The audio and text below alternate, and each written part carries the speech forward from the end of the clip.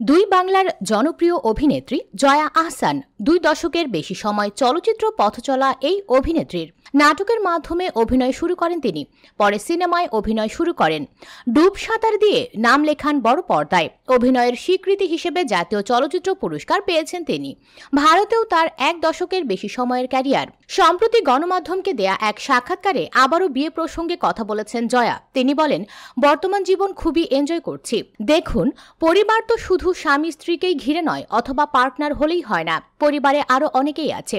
পরিবারে মা বাবা আছেন, আমার বাড়িতে যেসব লোক কাজ করেন তারা আছেন, 4 পেয়ে পোষ্য আছে। আমি খুবই এনজয় করি।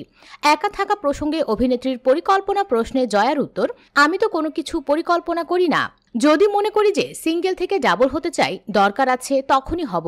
তবে এই মুহূর্তে আমার কোনো পরিকল্পনা নেই, কারণ আমি খুবই ভালো আছি, শান্তিতে আছি চারদিকে। আমার আপাতত কোনো প্ল্যান নেই।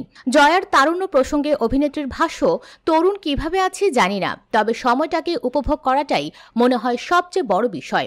সামনে কাজ নিয়ে জয়া বলেন, বাংলাদেশে এখন পরিচালক আশফাক নিপুণের সঙ্গে একটি ওয়েব সিরিজ, যেটা আমার প্রথম ওয়েব সিরিজ হবে।